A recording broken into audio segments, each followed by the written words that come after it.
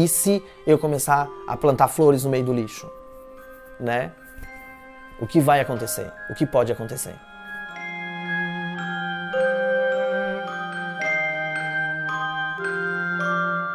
Não é uma questão que a gente está falando só de lixo, a gente está falando isso, de como você tem algo que aparentemente não vai ser frutífero, não vai nada, é um lugar morto, e como você, insistindo em cultivar algo ali, em perseverar ali, atuar naquele lugar, você pode transformar aquele lugar.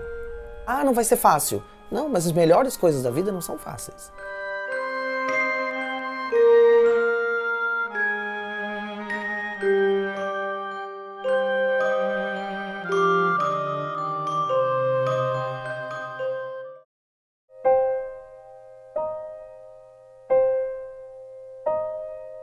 O lixo ele pode ser transformado. O lixo não é só uma coisa suja, feia, nojenta que não serve para nada. Parece um assunto batido, mas infelizmente não é. Na ocasião, as pesquisas que nós levantamos, foi bastante assustador saber a quantidade de pessoas que reciclam lixo. Existe uma defasagem muito grande, tanto no conhecimento mínimo básico, como existem pouquíssimos projetos e pouquíssima conscientização. Óbvio, nós tivemos que fazer um levantamento em Itajaí, que é a cidade na qual nós estamos realizando o projeto, né? Então, assim, era uma quantidade ínfima perante o tanto de lixo que a gente produz.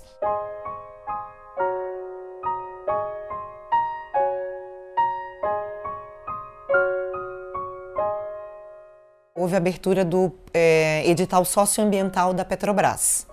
E o próprio edital, ele previa, né, algumas ações numa certa direção. E também dentro do edital previam alguns cruzamentos, né, algumas áreas afins. E uma área afim era a educação. Então, foi por aí que nós fomos nos orientando, de trazer um projeto para as escolas, né, um projeto que de alguma maneira é educacional, mas está tratando do meio ambiente. Quando a gente começou a trabalhar com o espetáculo, a gente, na verdade, trouxe todo o lixo que a gente tinha, que nós produzimos, todo esse lixo que a gente vê no cenário, essas coisas, eram das pessoas que estavam trabalhando no projeto. Então aí, a partir de trazer esse lixo para perto da gente começou a brincar com o lixo, ver no que ele podia se transformar. Alguns dos personagens, eles nasceram antes do espetáculo ter, inclusive, um roteiro. Eles já existiam como, digamos, uma experimentação da nossa relação, da nossa vivência com o lixo. E aí, a partir disso, a gente começou a pensar como que a gente transforma essa vivência em linguagem teatral. Uma peça de teatro que discutisse a questão do meio ambiente e, evidentemente, de maneira lúdica, né? A gente não queria nada muito didático, porque esse tipo de assunto, muitas vezes, ele vem assim, através de uma palestra, de algumas coisas que, para as crianças, sobretudo, para os adolescentes, pode ser um pouco enfadonho. Muita coisa já foi feita sobre isso, e ainda é feita, né? Então, a gente fugir desse lugar comum e realizar uma obra que fosse atraente para eles, mas que passasse toda essa pedagogia, mas sem ser pedagógico, foi um grande desafio.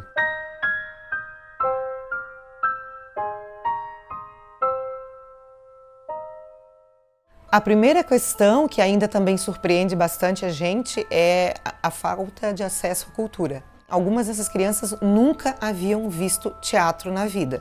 Algumas não sabem o que é teatro. Eles perguntavam pra gente, às vezes é meio óbvio, né? O que vai ter aqui? Ah, uma peça de teatro. Daí eles dizem, como assim? Aí ocorre perguntar, você sabe o que é uma peça de teatro? Não, não sei, nunca viu. Então, a primeira questão foi essa, ainda a importância desse tipo de projeto, antes de qualquer tema que se queira discutir. É esse acesso, né? Essa relação com uma obra de arte.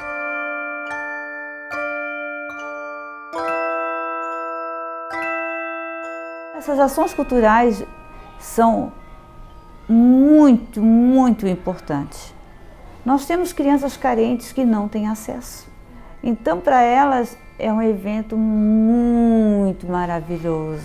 Nem sempre é possível que a gente traga alguma peça teatral, né, ou alguma atração cultural de fora por conta mesmo de falta de verba. Então, a gente depende da Secretaria de Educação para que aconteça essas atividades culturais na escola. A questão cultural da nossa comunidade é bem carente, até pelo acesso, né? Tanto para eles irem, e aí acaba também pela distância, companhias de teatro não vêm, né? A questão da cultura não chega na escola também. A gente até recebe, assim, não quer dizer que não receba teatros, vem, né? Tanto que os professores aqui também, quando não vêm os professores aqui se articulam e a gente faz. Mas uma apresentação grande como essa hoje é a primeira vez que está tendo nesses 2 anos de gestão minha, né? Como diretora nessa escola e como professora que já fui em 2012, nunca houve.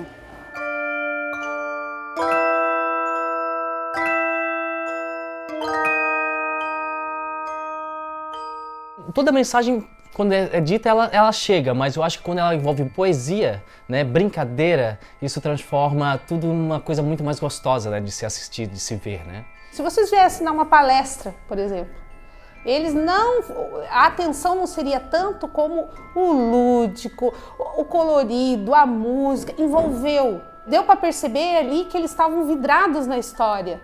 Por isso esse interesse deles, esse silêncio que eles fizeram, né? Essa fixação em olhar, em ver o que estava acontecendo, em perguntar, em questionar.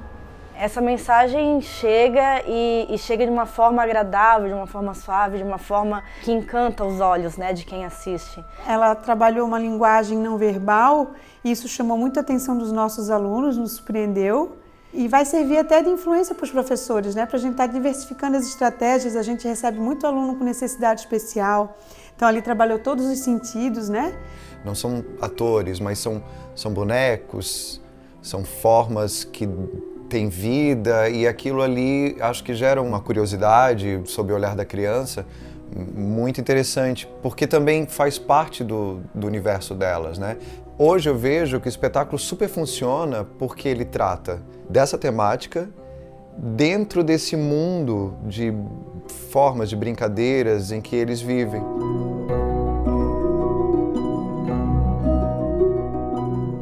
Por isso, a criação desse ser que nasce no lixo, nasce do descarte e vai encontrando um lugar dentro da sociedade durante o processo de amadurecimento. Não é querer ascensão no sentido de sair desse lugar que ele vive para ir para outro lugar melhor. Não, é na verdade como eu modifico esse lugar que eu moro para fazer dele um lugar melhor para todo mundo. Tanto é que quem acompanha a peça vê que ela começa tudo cinza, né, cores opacas, e à medida que o Cabeça de Papel vai se humanizando, que ele vai crescendo na relação com os outros personagens que também vêm do lixo, ele vai transformando esse seu entorno. Ele resolve colorir o lugar e resolve dar vida para algo que ele também está experimentando, porque ele também está sentindo essa vida se transformar dentro dele. Tanto é que essas fitas saem da cabeça dele, né? Ainda há um preconceito com esse material reciclado ou com esse material reutilizado, ou seja, o lixo ainda é visto como uma coisa suja, como uma coisa que não tem lugar. Então a ideia principal do projeto, com o espetáculo principalmente, era sensibilizar as pessoas para esse lixo e que ele pode ser reutilizado de uma outra forma que não é só uma forma também utilitária. O lixo também vira arte, também vira um objeto de apreciação, um objeto que tem humor, que pode ter algum tipo de afeto. Ou seja, aproximar esse material de uma coisa mais afetiva e menos preconceituosa.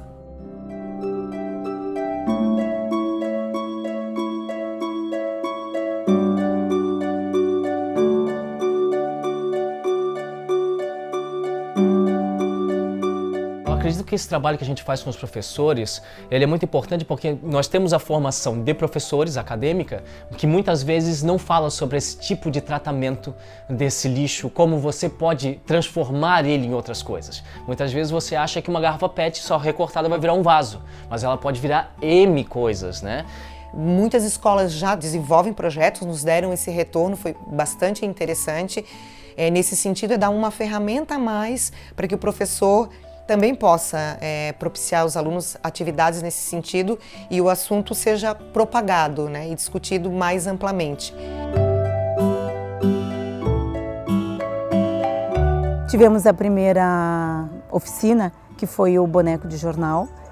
Depois, por último, nós fizemos o boi de mamão e nós conseguimos assim utilizar bastante a nossa criatividade. E essa oportunidade que nós estamos tendo hoje vai ser muito rica, porque a partir disso vai abrir mais ainda os horizontes para produzir mais coisas e para vir mais ideias. As professoras já têm uma experiência, então foi um acréscimo para elas, né, de conhecimento. Foi apresentado uma maneira diferente, uma maneira gostosa de reciclar e brincar com os materiais. Participei da oficina, né, e aprendi a fazer os bonecos com a sucata. Fiz essa personagem e eu lembrei da contação de história da Dona Baratinha. Fiz essa contação para os alunos, apresentei a sucata, o boneco, e eles criaram outros personagens, outros animais. E assim, eu disse, ó, a estrutura é o pet, ou a garrafa, ou o pote que vocês forem trazendo, e a gente vai colocando essas histórias e imaginando o nosso personagem. E daí eles foram trazendo as histórias, eu fui corrigindo, e depois trabalhei a pontuação, a escrita do texto. E eu podia ter aprendido e ter guardado a Baratinha numa sacola. Eu não guardei. Eu acredito que como professor, como área da educação, tudo que, por menor que seja o aprendizado, tu tem que passar adiante. Aqui no lar, por exemplo, a gente procura utilizar muita coisa reciclável. Então é muito papel, porque o papel é mais fácil, até de se diluir. Tem muitos pais que catam, não é? E aí eles já separam uma parte para os filhos trazerem. Então, sem perceber, às vezes, a família entra nessa situação da reciclagem, da separação do lixo, até para ajudar a criança a trazer algum material que a gente precise aqui no lar. Se a pessoa entender que o lixo também pode se transformar em outra coisa, quando ele vai olhar para o lixo, ele sabe que ele tem que cuidar, né? Porque esse lixo pode ser transformado em outra coisa. Não por mim, talvez, mas pelas pessoas que trabalham com reciclagem. Então é importante não colocar esse material junto com coisas que não podem ser reutilizadas. Tem um grande número de catadores, em Itajaí tem cooperativa e tudo mais. Fomos em escolas que as crianças nos diziam, meu pai é catador, minha mãe é catadora, eles fazem parte da cooperativa, enfim. É o sustento dessas famílias, ou pelo menos ajuda no sustento.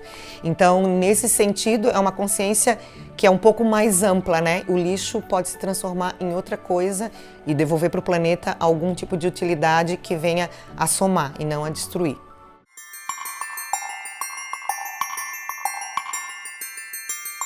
No decorrer também do projeto, nós encontramos algumas crianças, alguns professores que acabaram vendo a peça num lugar, numa escola e depois estão em outra. Eles falam pra gente, professor, eu tentei fazer aquele boneco tal, tentei fazer o cabeça de papel. Eu acho que essa empatia que eles acabam tendo com o personagem central da peça, né, isso é a coisa mais interessante, os leva a pensar sobre o lixo de uma forma divertida. Também no final de cada espetáculo a gente tem esse retorno das crianças, né? Que elas vêm e perguntam como é que foram feitos os bonecos e como é que foi feito o cenário. E a gente tem essa troca, né? Foi feito com lixo, mas com lixo. E elas começam a ver como tem possibilidades de trabalhar com lixo. Esse tipo de retorno, pra gente, prova que o projeto não foi uma ação pontual. Ele foi uma ação, mas que ela continuou ecoando dentro das pessoas que participaram. Mais importante que resolver um problema é fazer com que algo em relação a esse problema ecoe, faça pensar. E eu acho que se o espetáculo continuou ecoando em algumas pessoas, em algumas escolas, em alguns lugares, teve sucesso. Porque o sucesso nem sempre é medido quantitativamente. Embora quantitativamente a gente tenha atendido muitas crianças, muitos professores, ou seja, essa parte também foi boa.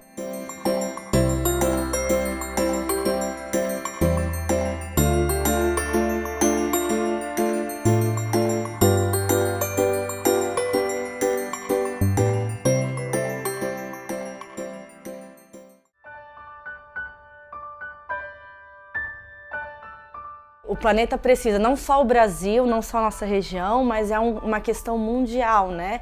De poluição, de superpopulação. A gente sabe que o lixo está acumulando, que os recursos naturais estão se esgotando, então a conscientização, não só das crianças, mas também dos adultos, né? É algo de urgência. Além de cuidar do nosso presente mais direto, porque a gente sabe que se jogar ali no bueiro vai entupir e vai alagar, a gente também tem que ter a consciência lá na frente, porque e aí, daqui uns 100 anos, o que vai ser?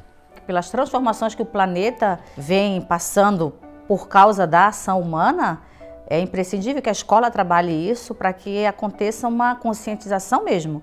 Eu acredito que toda essa bagagem eles transferem para os pais em casa e acaba com certeza semeando para futuras gerações. Então, essa vivência que eles têm com a cultura, com a escola, com o incentivo à leitura, é o que vai fazer deles um cidadão lá no futuro, né, realmente crítico, como a gente deseja construir, e preparado para a sociedade.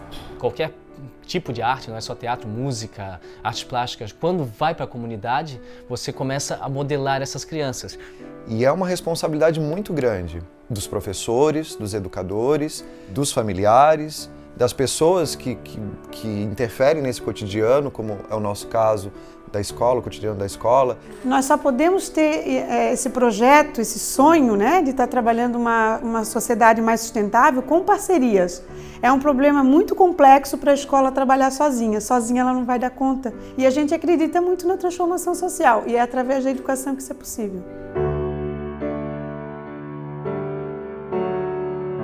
Porque de outra maneira, lá na frente, as coisas são um pouco mais complicadas. A gente adquire alguns hábitos, a gente se acomoda. O problema do adulto é que, assim, ele é muito cheio de preconceitos, né? Às vezes as pessoas pensam, eu não sou preconceituoso.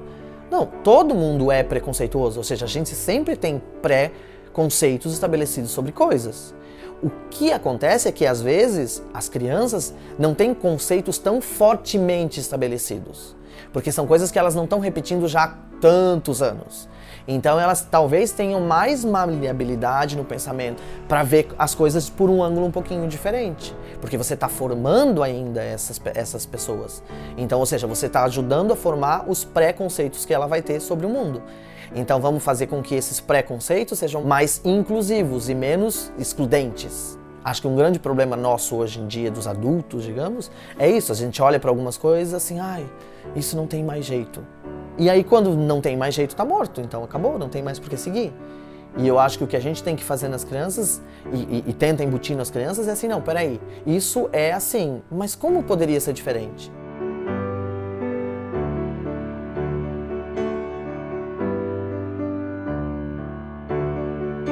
Trabalhar com lixo é trabalhar com o quê? Com a falta, com o dejeto, com uma coisa. Não é que você tem, né, um material lindo, maravilhoso para começar a esculpir. Você trabalha com o que você não tem, com a falta. E a partir disso, eu acho que dá muito poder para as pessoas também. Porque você diz assim, olha, não é a partir do que você sai, a partir do que você começa, a partir do que você trabalha. É o que você faz com isso, com o lugar que você vive, o que você faz com a comunidade que você vive, o que você faz com os alunos que você orienta. Aparentemente pode ser assim, o projeto é para as crianças. Não, o projeto não é para as crianças. O projeto é para a gente que participou, o projeto é para quem assistiu, o projeto é para professores que fizeram a formação. As coisas não acontecem por si só. Quando elas começam a acontecer dentro de um sistema de formação, aí isso sim realmente opera uma mudança nas pessoas, nas comunidades, nas escolas. E aí a gente tem uma possibilidade de criar alguma coisa nesses lugares.